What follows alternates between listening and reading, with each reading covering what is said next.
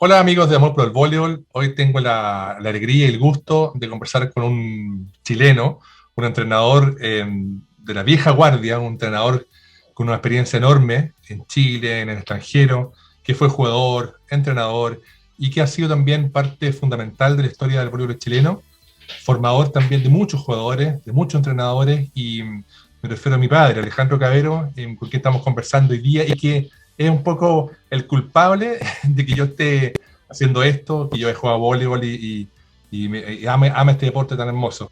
Hola Alejandro, ¿cómo Hola, estás? hijo. Quería partir conversando contigo para que me cuentes un poco, obviamente yo muchas de estas cosas las sé, pero que me cuentes cuándo partiste tú a jugar voleibol, cuándo comenzaste tú en el voleibol, dónde y por qué.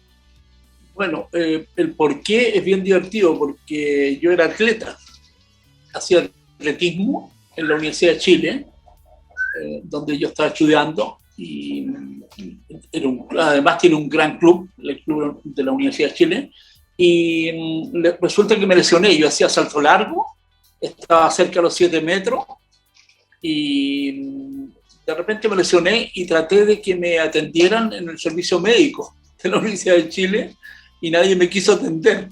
Entonces dije, bueno, no hago más atletismo, se acabó el atletismo. Y venía el verano, y ese verano me encontré en una fiesta en mi barrio. Yo vivía en Vitacura, en esa época cuando Vitacura eran puros potreros.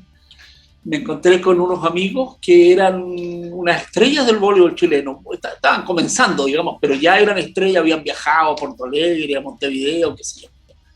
Y eran los hermanos Grisanti, Hugo y Patricia.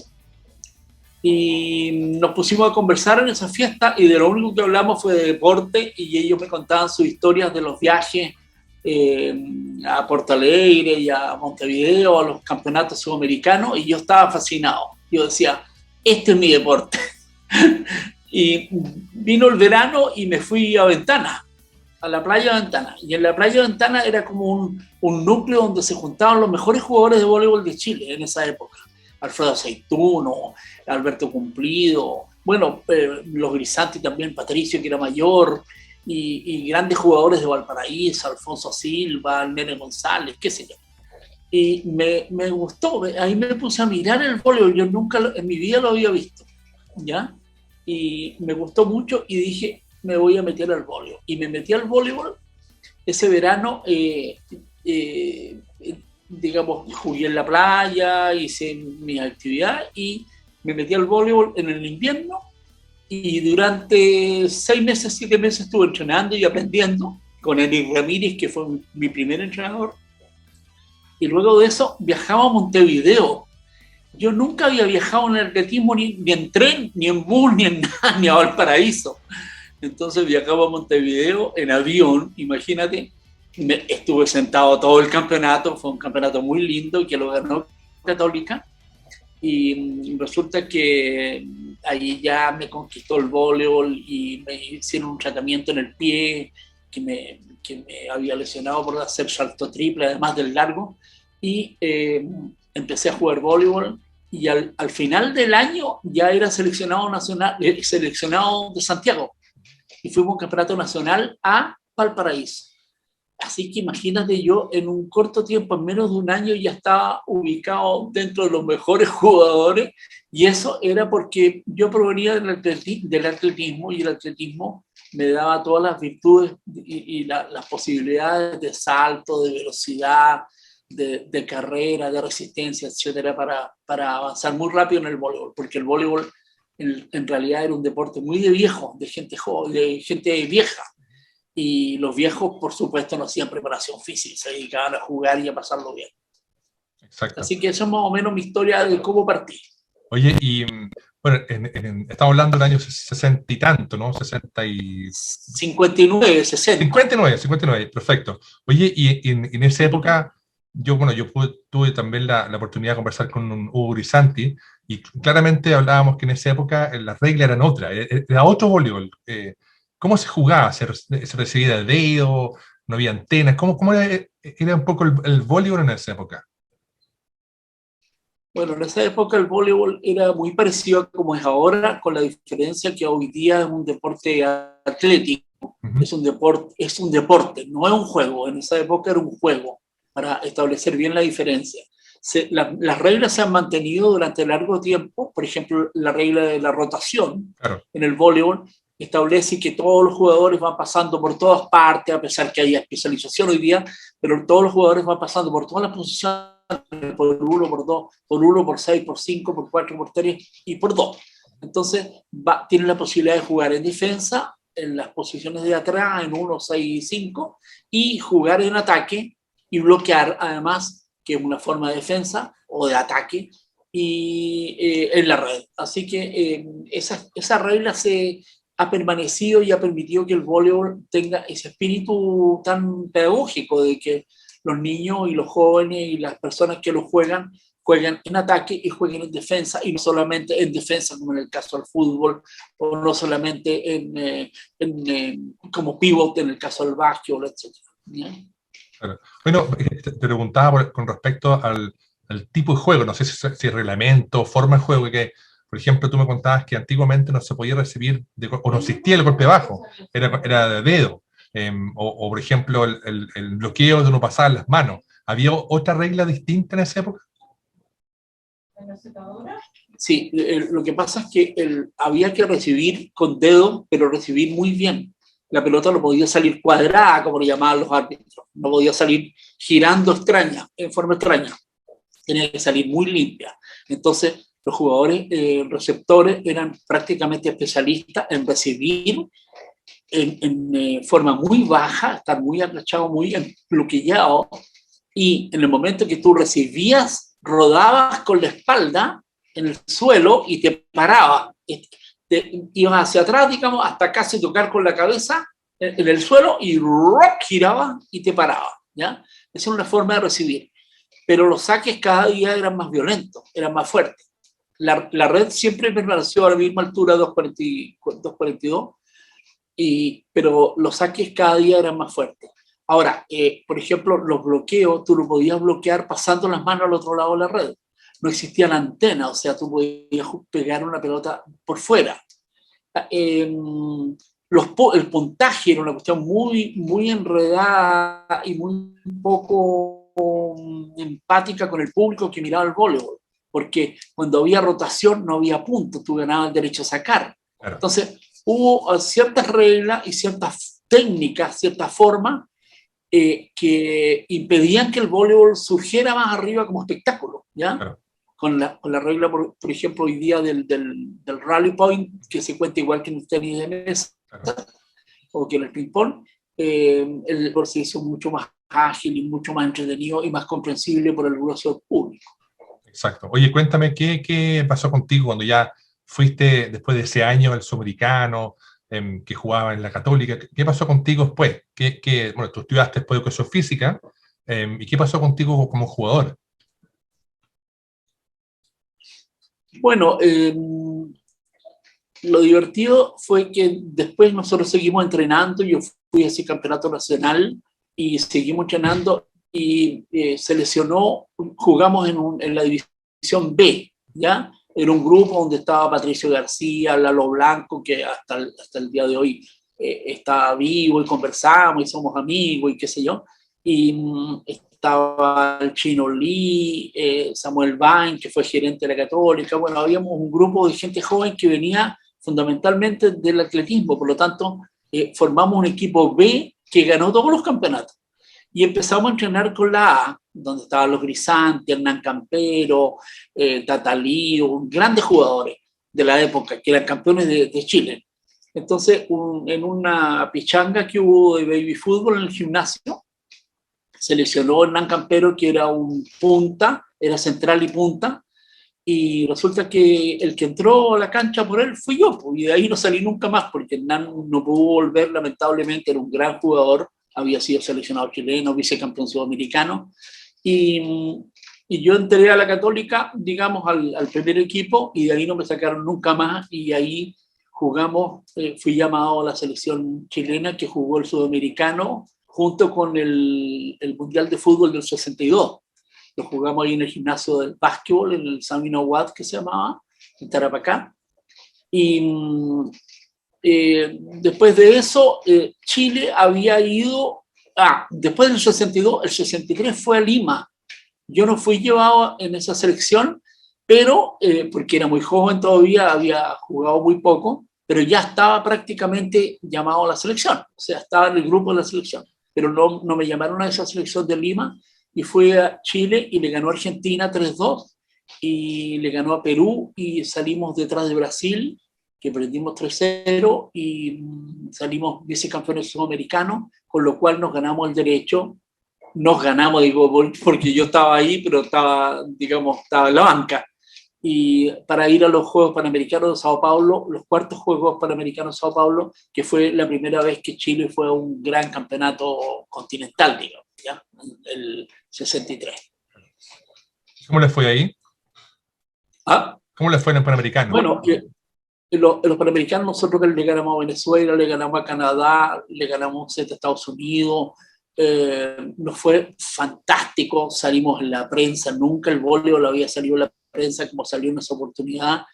Fue una gran difusión de la calidad del voleibol chileno, y fuimos 9 jugadores, 9 en vez de 12, incluso el 9º jugador fue pagado entre todos nosotros que pusimos la plata, porque no había mucho dinero. Incluso el básquetbol nos prestó las camisetas, y una foto muy célebre donde estamos con las camisetas del básquetbol posando en los Juegos Panamericanos, imagínate.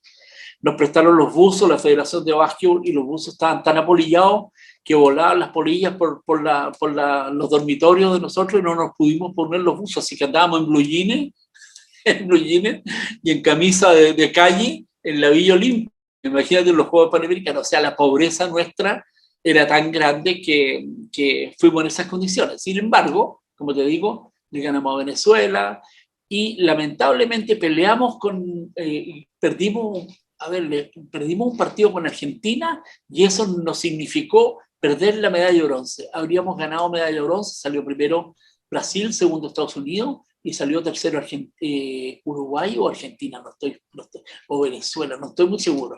Pero nosotros nos perdimos y salimos quinto en esos Panamericanos, lo cual fue una hazaña extraordinaria para el voleibol chileno, y una forma de difusión fantástica para el voleibol. Estamos hablando del año 63, y de ahí hicimos mucha pelea en todos los torneos sudamericanos que hubo a continuación, uno en Buenos Aires, otro en Montevideo, y hasta que ya empezamos a pensar como profesor de educación física, claro.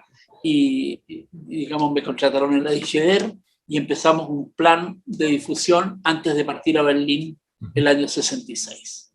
Perfecto. Oye, y a mí también me contaba Hugo Grisanti, bueno, y conversando siempre con toda la gente más antigua del voleibol, que había mucha pasión por el voleibol en esa época. Los gimnasios, por ejemplo, el de la Católica, Casa Central, o el Tarapacá, no sé, o el Italiano, qué sé yo, algunos estadios más antiguos, se llenaban de gente, obviamente la familia, en los fines de semana, y había mucho deporte, eso contaba Hugo, y él tiene muy lindos recuerdos. Y también un poco, quizás, culminó con el famoso mundialito, el mundial que se hizo, donde también jugó Chile, y fueron los mejores equipos del mundo. Si mal no recuerdo, estaba Rusia, Unión Soviética, estaba República Checoslovaquia, Cuba, claro. ¿Cómo fue en tu caso? Tú estabas como entrenador, ¿cierto? ¿Cómo fue tu experiencia de ese mundial, o ese grupo del mundial, el 69, si no me equivoco?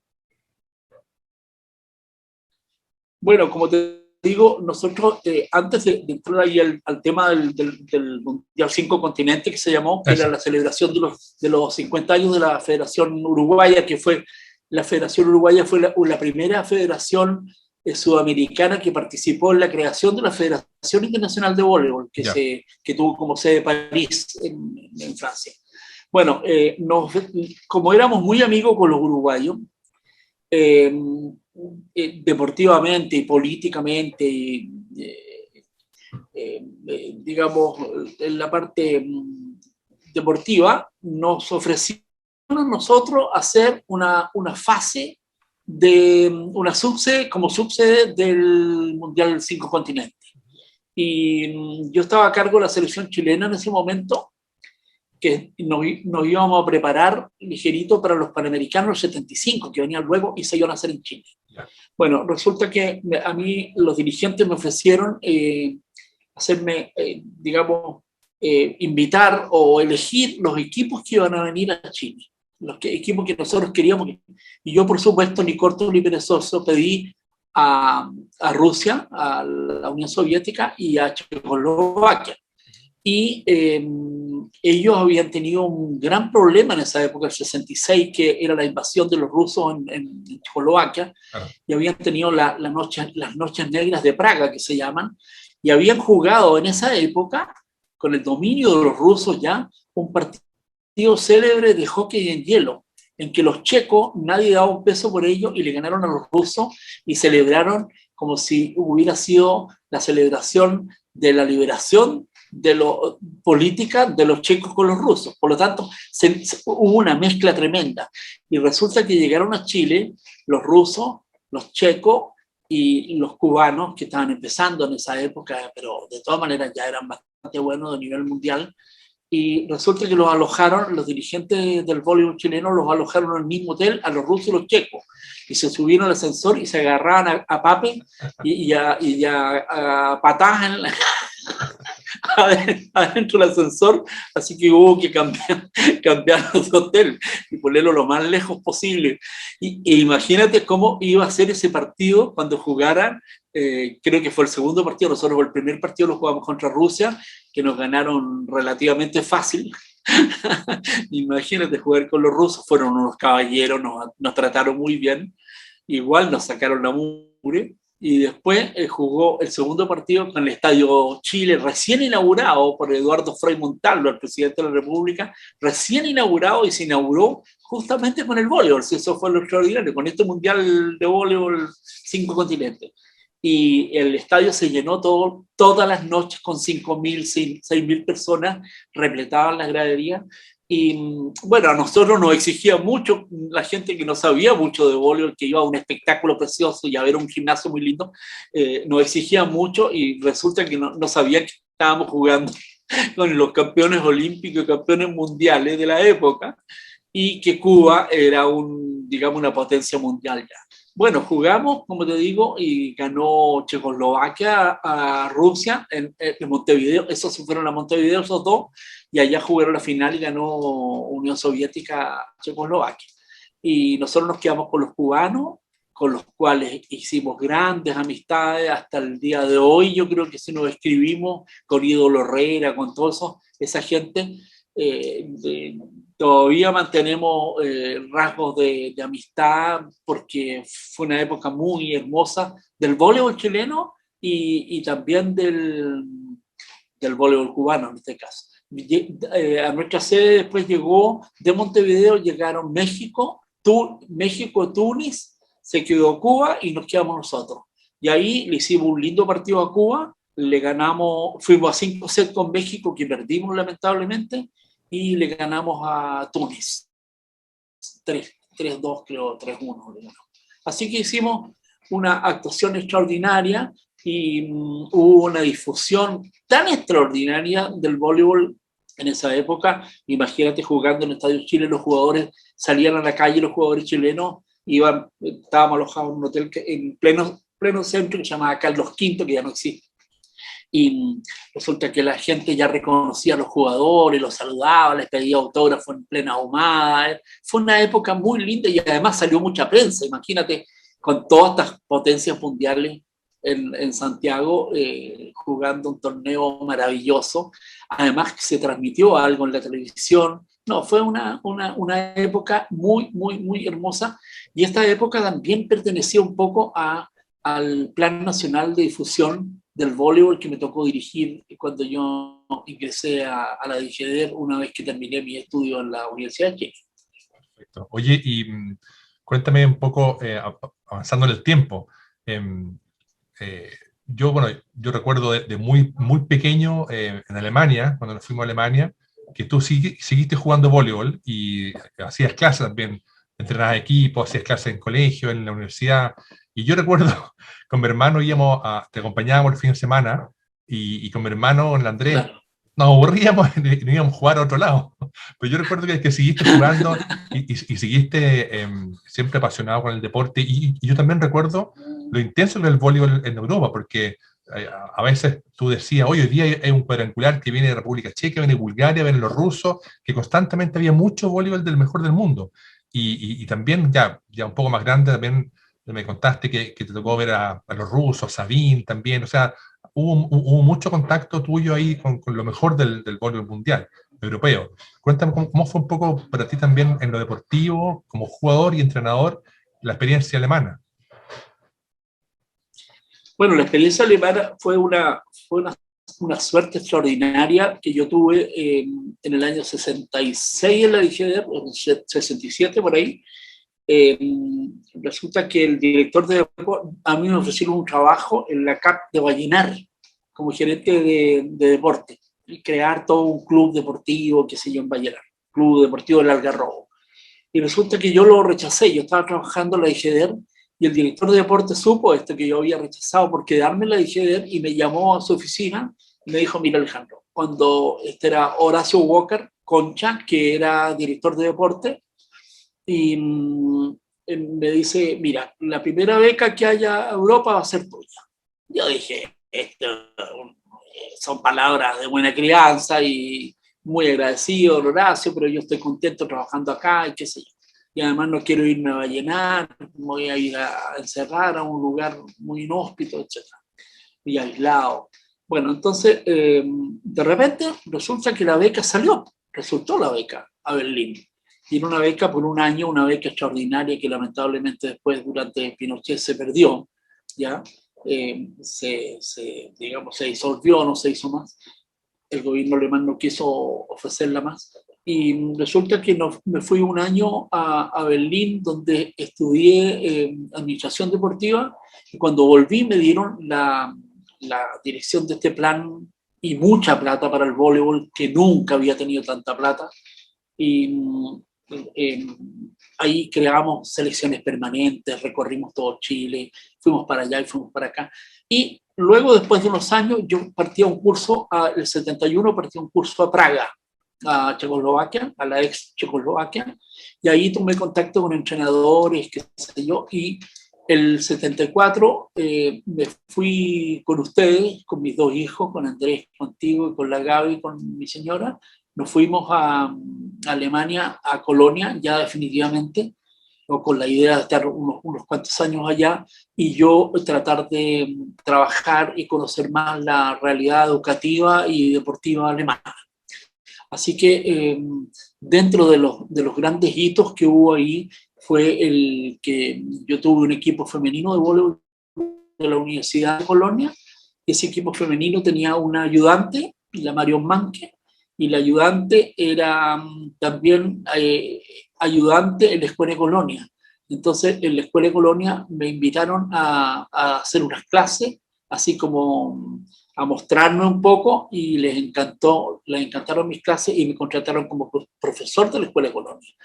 Tengo la suerte que algunos profesores chilenos llegaron por ahí de visita y me vieron trabajando con mis alumnos, así que a ninguno he engañado, a ninguno le he mentido, y tengo los documentos, los contratos de trabajo, el tremendo sueldo que ganaba, que era una porquería porque eran poquitas horas, pero el orgullo de haber sido uno de los primeros profesores latinoamericanos y bueno, chileno de todas maneras, que estuvo trabajando como académico en la más grande de las escuelas formadoras de técnicos del mundo, la Escuela de Deportes de Colonia. Bueno, y ahí también todos estos contactos me permitieron ingresar a entrenar a uno de los mejores equipos de Leverkusen, de la Bayer Leverkusen, el TuS Nulfier, y trabajé en un colegio también, y luego me vine. Lamentablemente me vine, lo lamento muchas veces porque digo, bueno, me vine a trabajar a Chile donde no existían ninguna condiciones, ninguna mentalidad para el deporte, pero felizmente ya el voleibol había surgido bastante, se estaba haciendo mucho en las playas y el voleibol se había transformado ya en un deporte escolar por excelencia gracias a la visión de algunos dirigentes como Rafael Fuster González que fue un gran dirigente de la Federación de Voleibol y que siempre se interesó por el voleibol escolar. Así que eso más o menos ha sido la trayectoria, suma a otras actividades, por ejemplo, en que yo fui a un mundial. Bueno, además del Mundial 5 Continentes, que fue con varones, participé en un Mundial en Lima, Perú, con mujeres, que fuimos invitados porque Alemania Oriental no fue. No íbamos por derecho propio, sino que fuimos invitados porque Alemania Oriental no fue, te digo, y participamos y nos fue muy mal porque eran equipos de gran nivel, pero jugamos y jugamos con las rusas, entrenamos con las rusas, con Karpol, y con todos esos gurús DT de nivel mundial. Después asistí durante mi permanencia en Berlín, asistí a un mundial que hubo en Praga el año 66, en que me tocó ver a los mejores equipos del mundo sentados en un palco porque pensaron que yo venía desde Chile. No sabían que yo estaba en Berlín, venía desde Chile y me invitaron a estar como gran figura y sudamericana mirando ese Mundial de Praga. También participé como observador en los Juegos Panamericanos de Río de Janeiro, eso fue hace poco. Y por último, como observador online de la Liga de las Naciones que acabo de ver en un canal brasilero en que tuve la alegría de que Brasil en varones sacara medalla de oro. Sí, oye, Esa ha sido mi trayectoria. No, pero te faltó lo más importante, que fuiste entrenador del Manquehue, donde se yo, mi hermano, los hermanos Scherf, cuántas generaciones de jugadores que por culpa tuya estamos enamorados del vóley, y que bueno, en el fondo también tú fuiste también parte de una época muy bonita, una época donde había varios equipos de muy buena calidad, donde se peleaban en los primeros lugares, estaba la Chile, el Manquehue, la Católica, estaba Italiano, León Prado, y era una época que yo también recuerdo de niño, que era un tiempo muy lindo, porque había, como te decía, entrenadores muy importantes, estaba, que ha sido Miguel Holz, estaba, ¿cómo se llama? Nelson Montero, bueno, había varios más que no me acuerdo en este momento. Y Araneda. Araneda, está el Se Alejandro cortó Muñoz. tu comunicación. ¿Me escuchas ahora? ¿Me escuchas ahora? Sí, está muy cortado. ¿Aló? Tu comunicación. Sí, está con la callampa el servicio hoy día. Está la weá. Alejandro Muñoz. ¿Se escucha algo? Alejandro Muñoz. Sí, el chico Muñoz. Bueno, habían.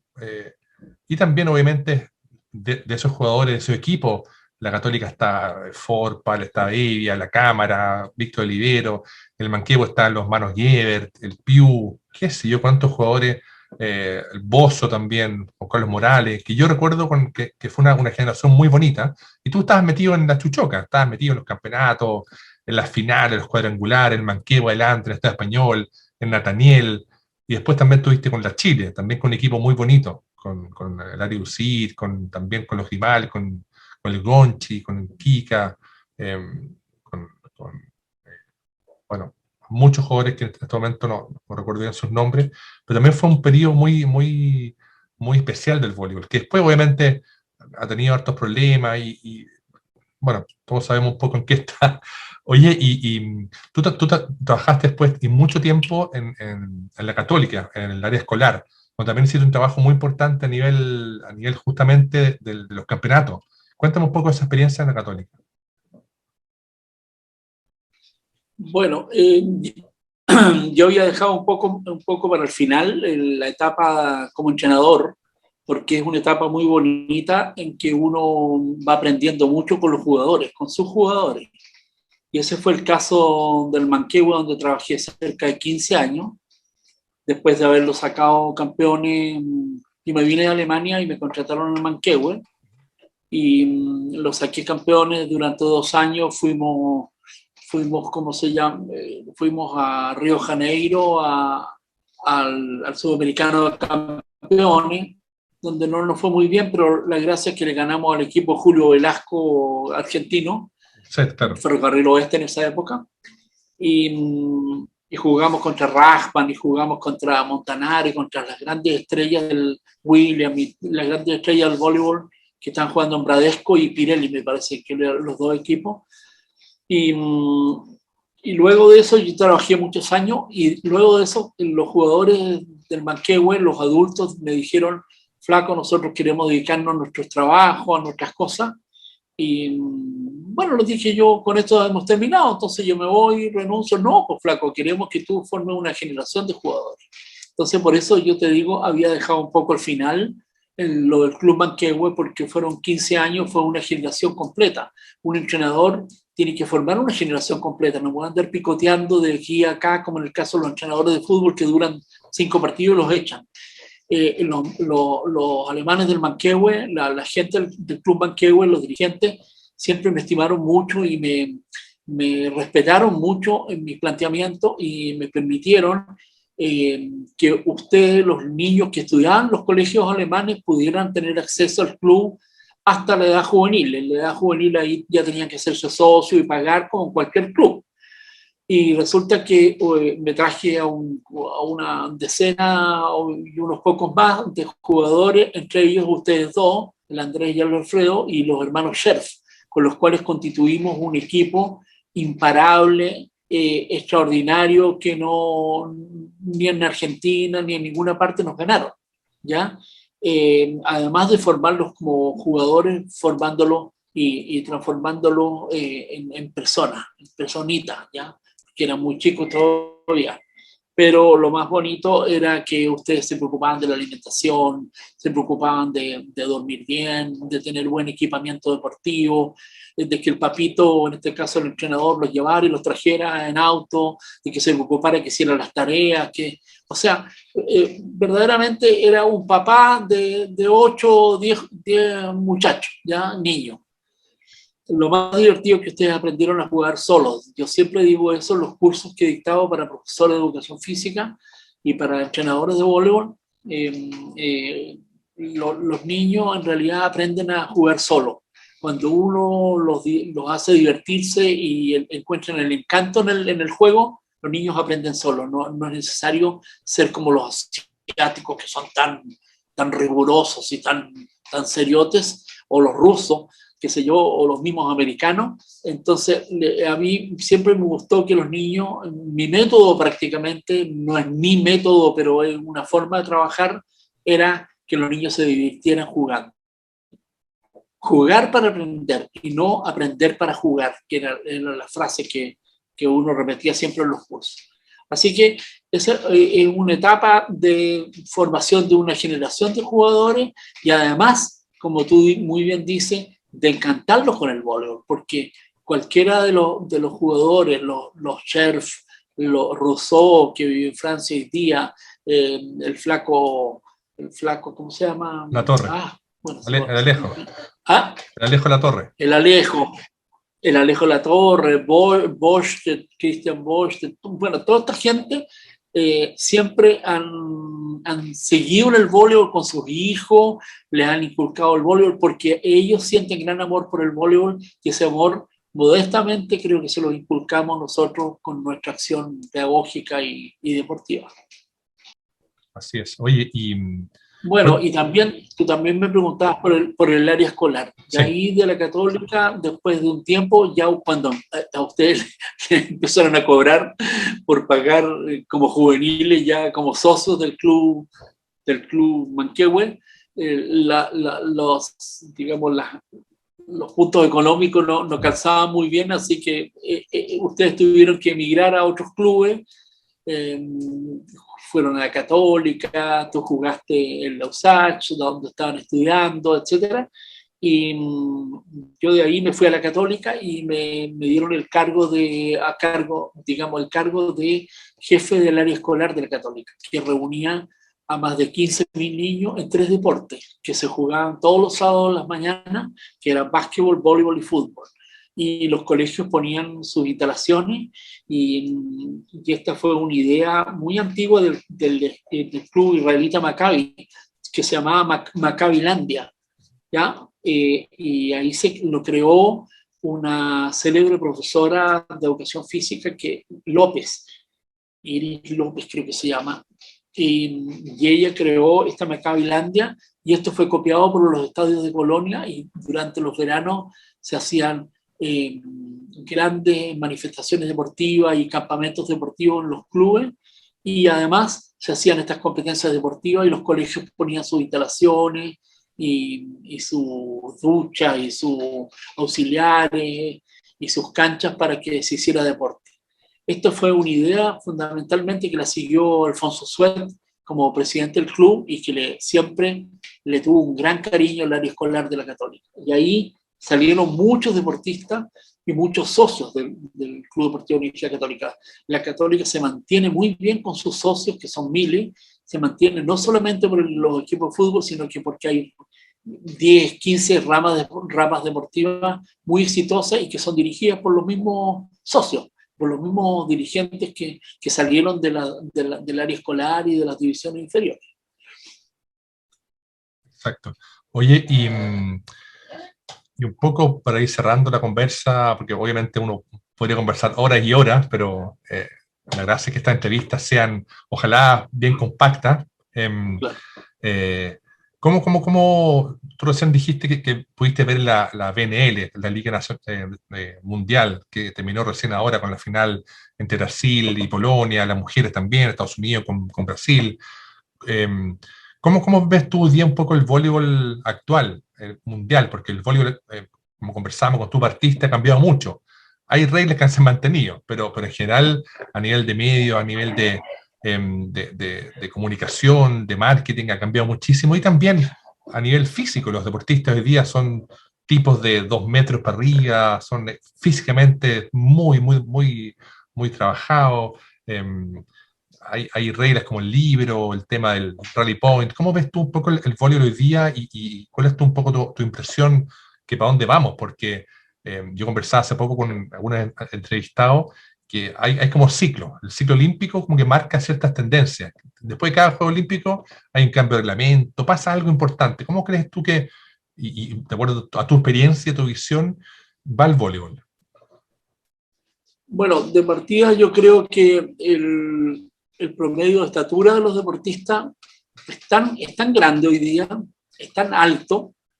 Yo estuve hace poco en Curitiba, fuimos con la Católica y era casi obligatorio. Curitiba no es una gran potencia del voleibol brasileño como Sao Paulo, como Río, pero es digamos, se hacen las cosas en forma muy seria y muy bien.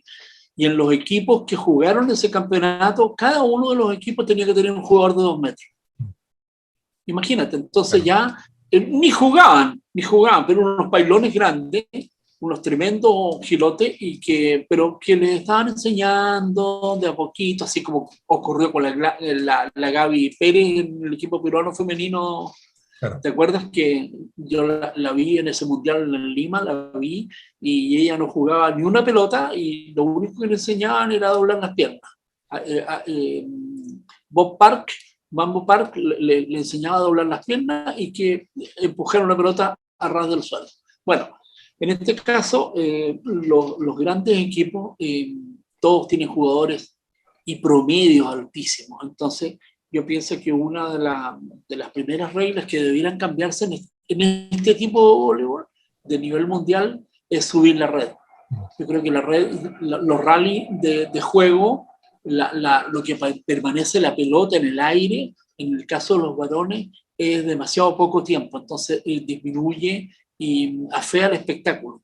Cuando la pelota permanece mucho tiempo en el aire, como en el caso del voleibol femenino, que la red está bastante adecuada para las mujeres, a pesar que también los promedios de estatura son cada día más altos, hace que el voleibol sea más entretenido. Primero. Segundo, cuando tú miras la cancha con 12 jugadores adentro, tú te das cuenta que la cancha es demasiado chica ya. Entonces yo creo que la cancha debería agrandarse por lo menos 1 metro, así como se achicó en el caso de las playas, por las dificultades de desplazamiento. Yo creo que se tiene que agrandar en el caso de la otra cosa, yo pienso que al agrandarse las antenas van a tener que ir mucho más afuera y yo diría más altas. Cada día es más difícil vislumbrar si la pelota pasó por arriba o por abajo. Y por supuesto el uso de la tecnología como es el ojo este de pescado, no sé cómo le llaman, el ojo que salió en el tenis por primera vez y que hoy día se está aplicando en casi todos los deportes. Así que eso es por un lado. Y por el otro lado, yo creo que el voleibol cambió tanto hoy día porque es un deporte prácticamente para atletas de alto rendimiento. O sea, las sesiones con pesa ya no son ninguna novedad. Los jugadores ya entrenan una parte en la mañana técnica, porque la técnica no ha cambiado, salvo la aplicación de algunas técnicas, como en el caso del saque, por ejemplo. El caso del saque, yo creo que va a tener que ser prohibido que los jugadores caigan adentro de la cancha, porque los jugadores prácticamente están cayendo en la línea de 3 metros cuando saltan. Quedan a 1 metro de la línea. Igual que los que saltan de zaguero caen en la línea central. O sea, la cancha ya está demasiado chica para el nivel físico-técnico de los jugadores, ¿ya? Tercero, yo creo que van a tener que achicar el puntaje. El puntaje. Yo creo que para allá va un poco para hacerlo más dinámico y más entretenido el voleibol. Porque 25 puntos de repente es un poquito largo y los puntos se van sumando y prácticamente tú no te puedes escapar, ¿ya? Entonces ahí hay otra cosa. El caso de los líberos, ya en algunos países ya no están jugando en algunos torneos ya no están jugando con 2 líberos como se estaba jugando últimamente, sino que están jugando con un solo líbero. Y bueno, hay algunas cosas, como te digo, los remaches, por ejemplo, los ataques de zaguero, se ataca mucho con los opuestos por la zona 1, digamos por la zona 1-2, se ataca bastante también con los zagueros por la zona 6-3, y ya en algunos partidos, sobre todo mujeres, vi ataques por 5-4, ¿ya? Así que yo creo que vienen algunas modificaciones, el tamaño de la pelota, no creo, pero el uso de la tecnología y todo eso hacen que el voleibol hoy día sea un deporte maravilloso y cada día más entretenido, ¿no? Buenísimo. Oye, bueno, como te digo, yo podría también, y en general con la gente, la gente que nos gusta el voleibol, podemos hablar horas y horas y horas, y la gente que está afuera nos escucha hablar y me dicen, oye, estás hablando lo mismo hace 30 años, repiten los mismos chistes de siempre. Y también lo que me gusta mucho a mí también, cuando he tenido la oportunidad gigante de hablar con rusos, brasileros, cubanos, que un poco hablamos el mismo idioma, que es muy lindo, tenemos el mismo idioma, los mismos gestos, entendemos un poco el deporte de la misma manera, y es muy lindo eso. Y ver también que lo que estoy haciendo también viene un poco de ti, también para mí es muy emocionante, y la verdad que creo darte las gracias de nuevo por tu tiempo, porque nosotros hablamos y hablamos prácticamente de puro voleibol. Es el tema ha sido el leitmotiv de una vida, y también, como decías tú, con mis amigos también del Manquehue, con el Anscar, el Teco, toda la gente, y también con los amigos que fuimos rivales cuando éramos jóvenes, y hoy día también somos amigos, de la gente de la Católica, los de la Chile, del Estado Español. Entonces uno va creando lazos que son muy potentes. Y bueno, y el objetivo finalmente de esta entrevista es poder honrar a la gente que ha sido parte de la historia del voleibol chileno, mundial, y que la gente también, especialmente los jóvenes, vean que antes de hoy, cuando ellos están jugando, había mucho voleibol. Tú hablabas de los años 50, años 60, yo entrevistaba a Hugo Di Santi, que también me hablaba de esa época, a entrenadores extranjeros, y es muy lindo saber que el voleibol va evolucionando, en un deporte que objetivamente es el más lindo del mundo, y la idea es que ojalá sigamos con estas conversas que en el fondo pretenden honrar, y también que la gente sepa y pueda aprender a crear este deporte, y ojalá poder compartir mucha información, y que hoy día también, gracias a la tecnología, uno puede ver muchísimo, no solamente partidos, sino también seminarios, entrevistas, entrenamiento, publicidad de marca específica, la zapatilla, qué sé yo. Así que quiero darte las gracias por tu tiempo. La comunicación nos costó un poquito porque la señal no está muy buena, pero nada, que sigamos hablando de voleibol, y bueno, que estés muy bien, y ojalá nos veamos pronto sin pandemia. Bueno, el que tiene que agradecerte soy yo, primero porque me da bastante vergüenza ajena el estar apareciendo en tus páginas. Primero porque son unas páginas extraordinarias, y no te lo digo por adularte a ti, sino que es la opinión que he escuchado mucha gente con respecto a tus entrevistados. Yo creo que soy la última chupada del mate, como se dice vulgarmente, con respecto a los entrevistados tuyos, Rachman, eh, bueno, todos los grandes jugadores brasileños, los grandes jugadores Kirali, las grandes jugadoras cubanas, peruanas, etcétera.